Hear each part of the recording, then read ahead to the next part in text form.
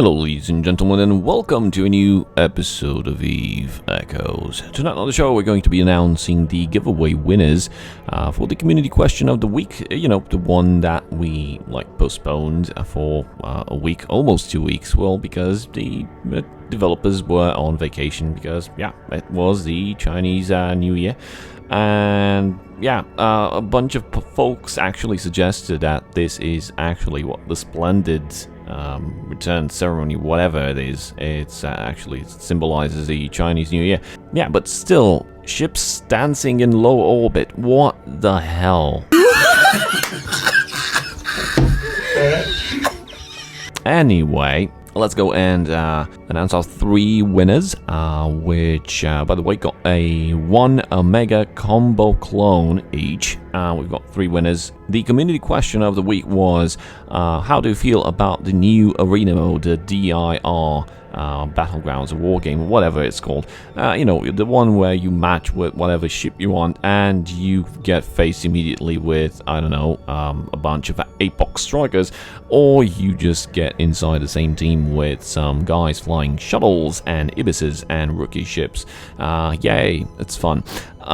The game mode is fun, I would say, and actually good. It really needs some modifications. It really needs some touches, because as is, they did announce that they're going to make this permanent content, but to remain as is, that's a no-no. They need to do some, I don't know, tech level or tier brackets implementation, something that allows a player to match something else that is equal of their own strengths, or at least not, because, you know, EVE is asymmetrical combat. But if you're tech level 10 and you can fly battleship, but you choose to fly like, I don't know, an E-War ship, you should be able to pick a bracket that suits you, including against players that field battleships, because probably you're with tracking disruptors and all that, and if you're inside a team with I don't know, 2 other battleships,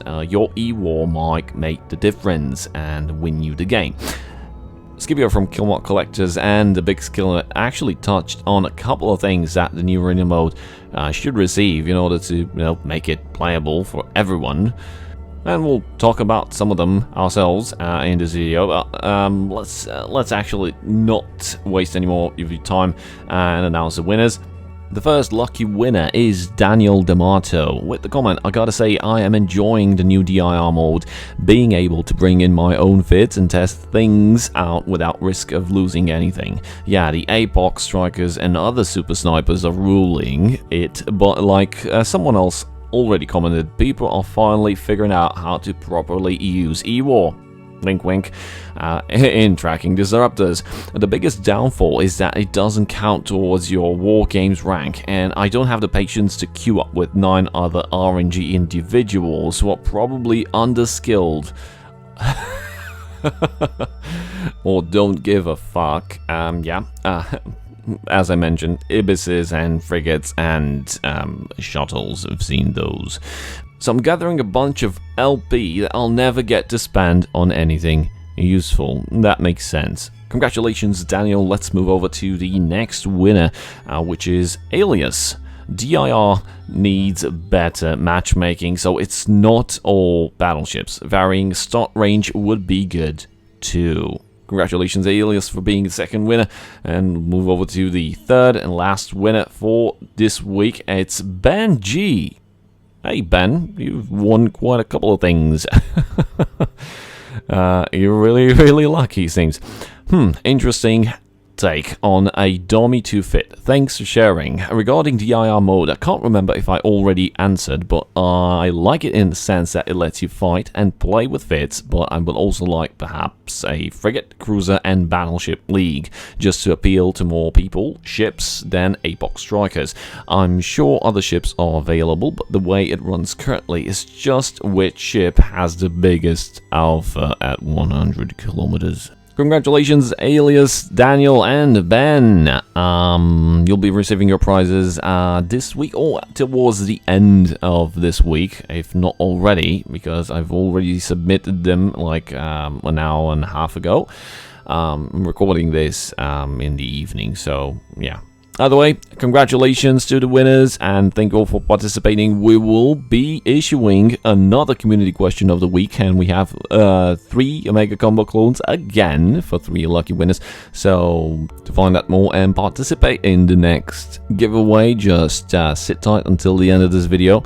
Find out what the question is and drop a comment below with your in-game name, character ID, and the answer to that question, and you automatically get signed up for participation. While we are here and you enjoy the content that we are showing on this channel, be it good, be it bad, or be it like weird, like we did a couple of weird videos, be sure to throw in a like and a subscribe. And if you really want to keep in touch with this channel, be sure to, you know, ding that bell with notifications. And if you want to help me with any donation whatsoever, there's a YouTube channel membership, there's a join button below. Have fun with that, and thank you guys a lot. We're nearing 5,000 subscribers, which is insane. I've never hit that milestone before.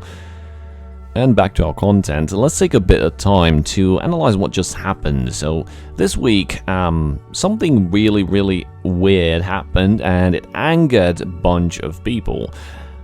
You know, the kind of thing that triggers a mob with pitchforks and torches. Even though this was a casino slot machine, and yeah, it was just as bad as the previous casino slot machine. Maybe not just as bad, but still bad. Like, horrible. Some of you guys actually decided to play, and no judging here. The thing is, some of the players actually grinded and tried to complete the wheel either via Plex, or some actually invested money.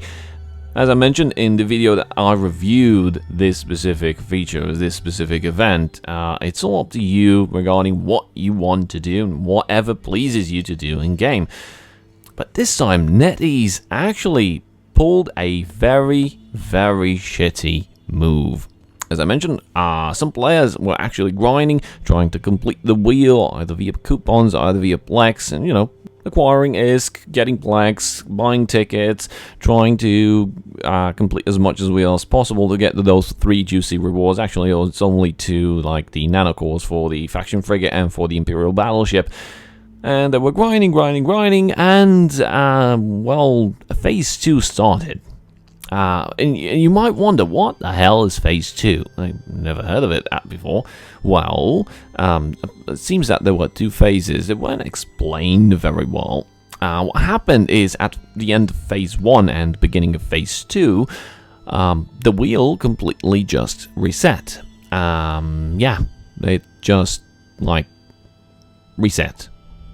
So any kind of progress or investment, time, effort, money, Plex, whatever you invested in trying to complete the wheel, it went away. And that's just stupid. And while listening to the players complain and try to explain that they don't know what the hell happened, well, I got in touch with everyone that I knew to try to understand what went wrong. And, well, everything went wrong.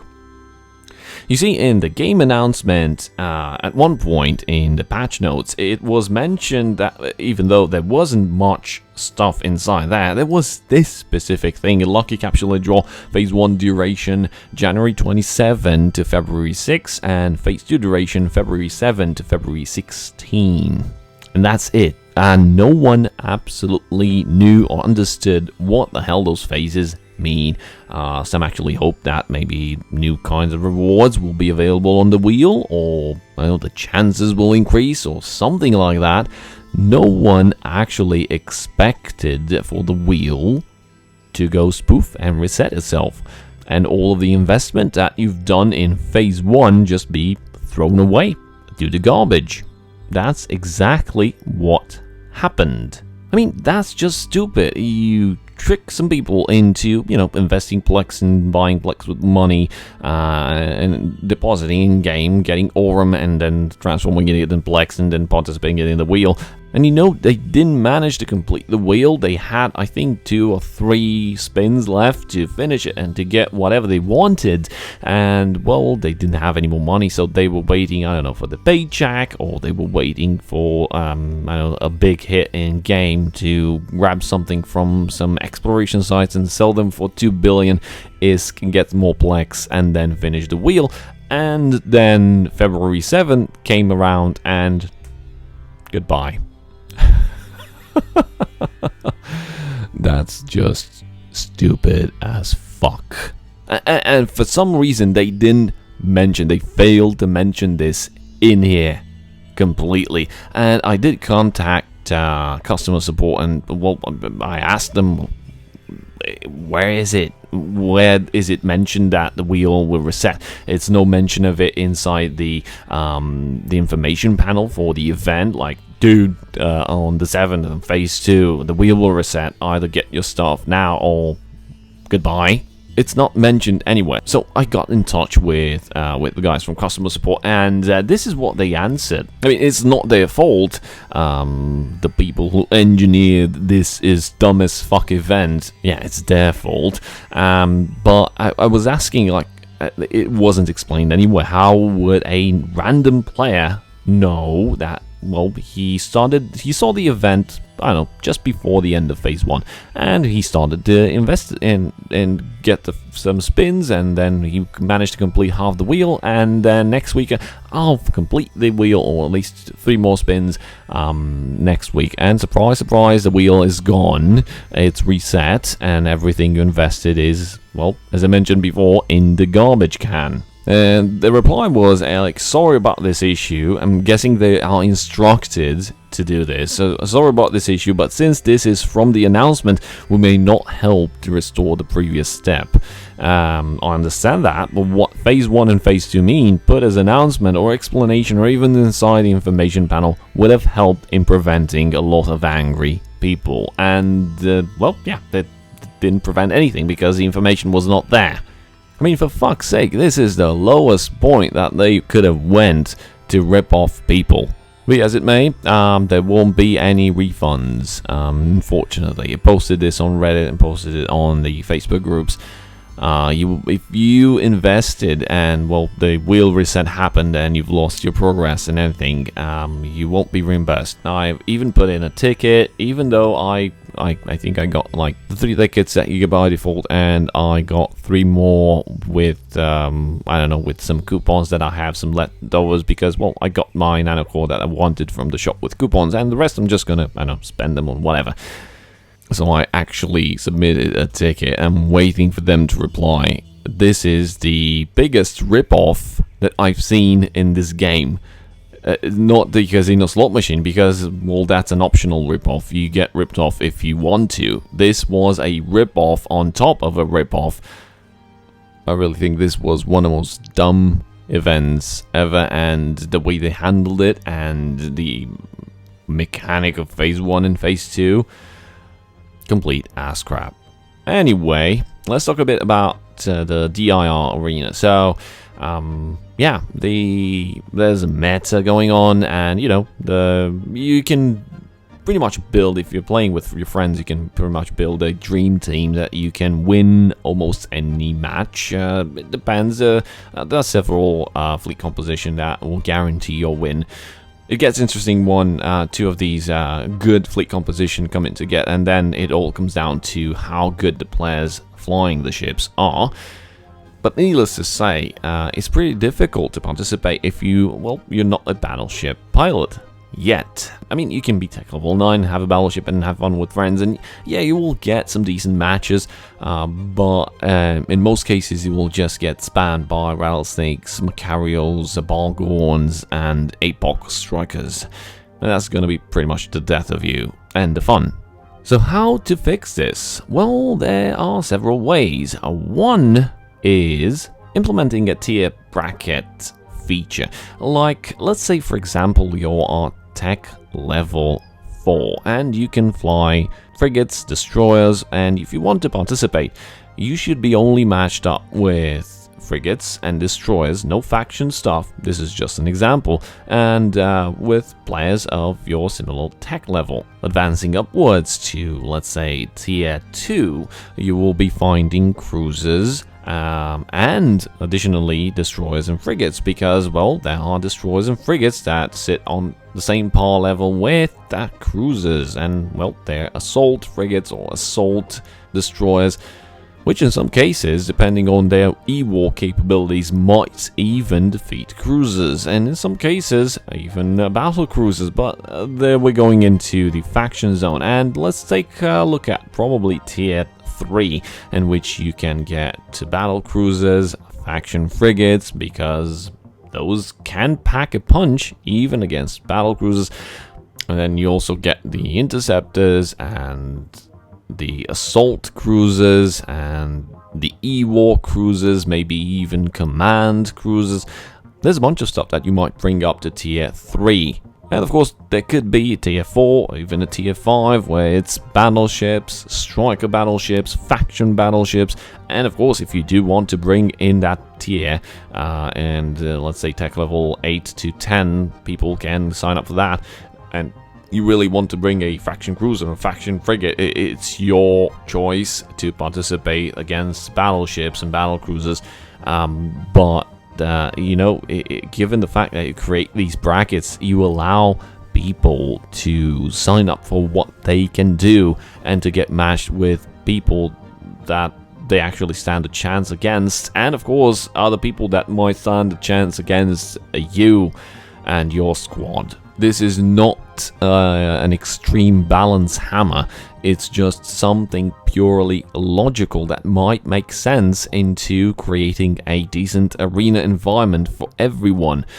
And you can still bring your own fit and your weird configurations, and you can, I don't know, one guy can focus on E-war, and while the other one is focused on DPS, absolutely no tank, tries to get away from the rest of the group, and, I don't know, a brawler that might keep the targets in place while the sniper DPS guy applies maximum DPS. There's a bunch of tactics. It's actually forcing people, it's not a balance, it's actually a bunch of ideas forcing this arena mode to go more tactical and, let's say, more intelligently played and designed. And one more thing that I really want to see implemented in this arena mode is to pick your ideal spawn point or warping point.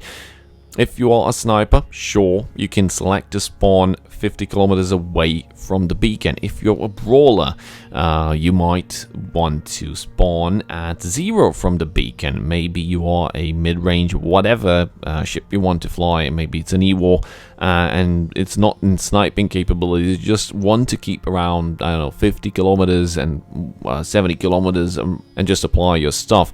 Just create some points that you can pre-select for your mates and your fleet to spawn. So for example, if you want to have a sniper member and a brawling member and an E-war member, give them the chance to set up their spawning point. So when the fleet commander fleets them up and joins the matchmaking process, when a match is found, they will spawn. This is done beforehand, before entering the arena, of course.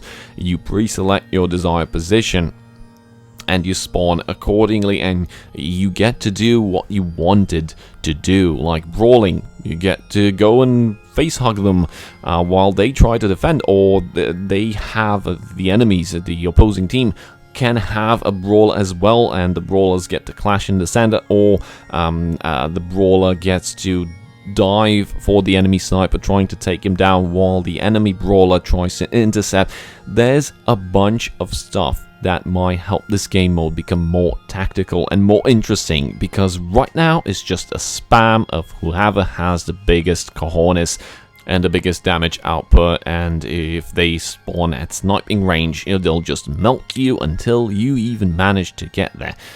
So these are two of the most important aspects of this arena mode that should be addressed. Given the fact that they decided to keep this as permanent content in the future, they should really improve it. Otherwise, it's going to be fun for, you know, higher ranked players like ships, tech level 10, much skill points, such wow. But for the rest of the player base, not such great content, is it? And speaking of balance, well, we're going to have the balance patch in April, and really interested to see if they will actually do anything of what they mentioned inside the dev letter, inside the Christmas dev blog, you know, the video that they posted. And that needs to be good. That really needs to be good. Otherwise, the player base is going to take another dive, which ultimately sucks, because no players, ultimately no game. I got some screenshots from Sonar Tower, which is pretty much a service that monitors various applications in Google Play and the App Store. And Eve Echoes, well, it did fairly well around February, March last year. And, well, let's say the estimated revenue was pretty okay. Not good, not that great. There's other games that just happen to play, and they generate so much more money than Eve Echoes. This was almost 1 year ago, and this is just worldwide revenue for December, and this is just the Google Play. For the App Store was around 300k, and this is for the Google Play Store, 400k. At this rate, at this descent, and the dip in player base that we observe, there are entire constellations, no one is inside those. I don't know the exact number of the player base. I really would like to find out. We did some math some time ago, and we counted around 5,000 players at best, and that I hope that's not the correct number, because that will be horrible. At this rate, we're probably looking at maintenance modes in less than a year. So if I think Big Skillet actually mentioned this himself, and a couple of the content creators also share my concerns. If the balance patch in April, at least the immediate content that is following from now, is not something good to improve player retention, to improve marketing, to improve the content that we have in the game, the core issues that we have not been addressed, the balance and all that. If these things don't start to improve soon, we're probably looking at maintenance mode in less than a year, and this is just my speculation. I would really hate for this to happen, because this is the one game that I truly enjoy, and it would be sad as fuck to go away. It probably will if the trend maintains like this, and I don't know, it's going to be sad times. So we've reached that point in the video where we announce the next community question of the week, and this week's question is: do you think we'll get a decent balance patch this time in April, or we're just going to get new ships? Drop a comment below and let me know. Don't forget to put your character ID and your character name, your in-game name, inside the comment. It will be easier for me to send a prize to you if you win. That's it for today. I hope you guys learned something. Thank you guys for watching. A very big shout out to my channel supporters, and I'll see you guys next time. Cheers.